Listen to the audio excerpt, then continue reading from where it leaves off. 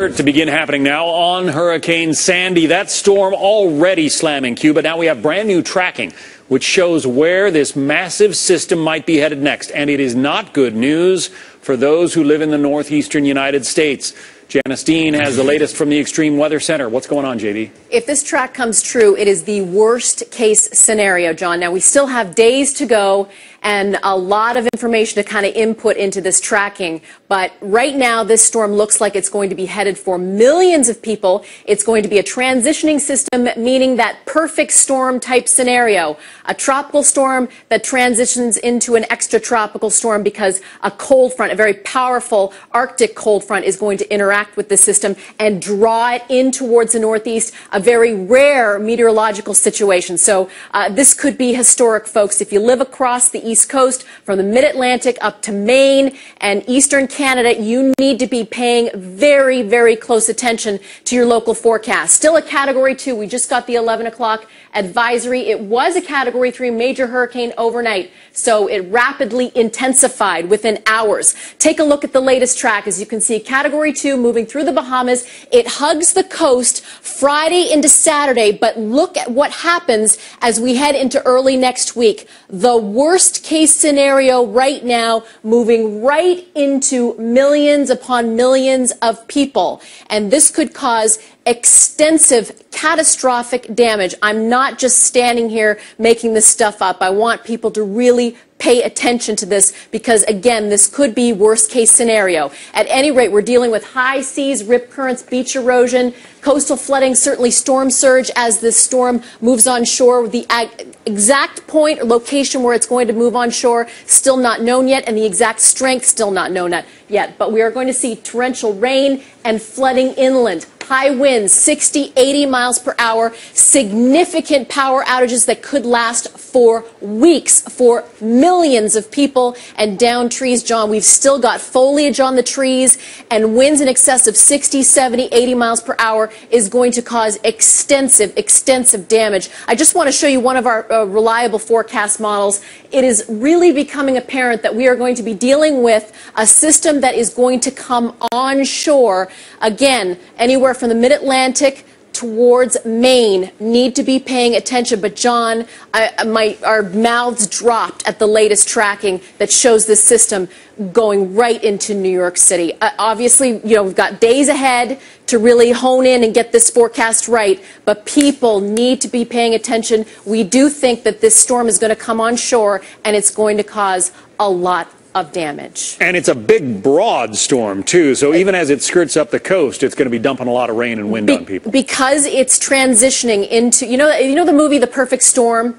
It's a transitioning storm from a tropical to an extratropical. And what that means is the wind span is going to be greater. Winds, tropical storm force winds extending 300, 400 miles from the center of this storm. Wow. It's going to be a battering storm affecting one of the, the largest city in the nation. Wow. Janice Dean, thank you. And I know you'll have more on that throughout the hour. Thank you, Janice.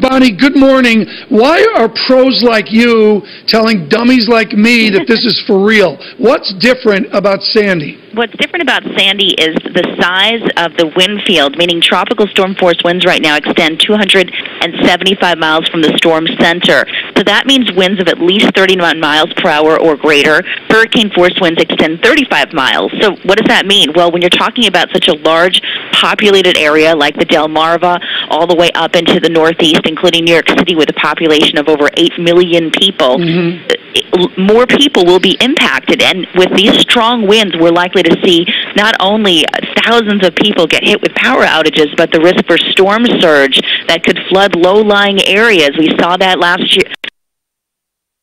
year with Hurricane Irene. Right. It came in as a tropical storm, but a strong one. This is a larger storm, and I mentioned the wind field. This wind field will grow and expand as the storm gets closer Monday and Tuesday. I read a report yesterday that the Atlantic Ocean is unusually warm. How unusual is it, and what does it mean? Well, it is unusually warm, and we've seen that before with warmer temperatures. It just means that the hurricane has more fuel to sustain itself. Hurricanes need temperatures, the water temperature of 80 degrees or warmer in order to be a hurricane. And the fact that the forecast from the National Hurricane Center is still calling for this storm Sandy to be a hurricane even on Tuesday shows that the water temperature is warm enough for this to occur. Very good. And folks, on Bloomberg, we do a lot with hydrocarbons, with oils, with pipelines and terminals. And here's the BMAP from the Bloomberg, and you can see coming across Cuba, north from Cuba. Here's where we are right now. And here is, Sarah, the guesstimate of where we'll go. I feel like a weather person. You look like a weather person. I do. It's going to be 82 today in Central Park. Well, thank goodness you're not a weather person. We have Bonnie, and we also have pictures from 1980. I mean, Bonnie, what can you tell us about the comparison historically? This is 80, and we look at also Haiti, excuse me. Haiti. Yeah, I was going to say in 1985 we had Hurricane Gloria hit New York back then. So I remember last year just talking about Irene, about how this hasn't happened since 1985.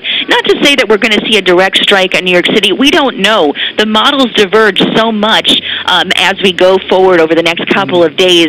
Most of them are in agreement. There will be that turn to the northwest, but where we still need to watch this very closely. Hurricanes are tricky. They can jog or move really landfall, but I just want to emphasize once again, regardless of where this storm makes landfall, it is large in size and it will impact millions of people if it stays on this current track. We look at Haiti as an example. Also, the year that I was going to bring up, 1938, is one that is being cited.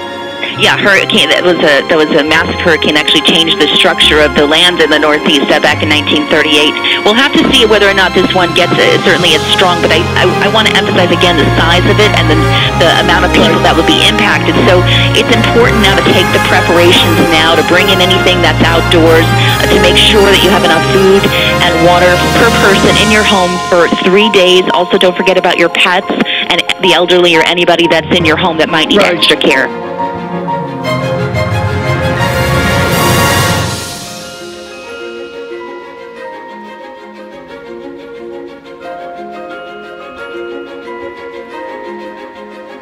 Well, I went back into government after I had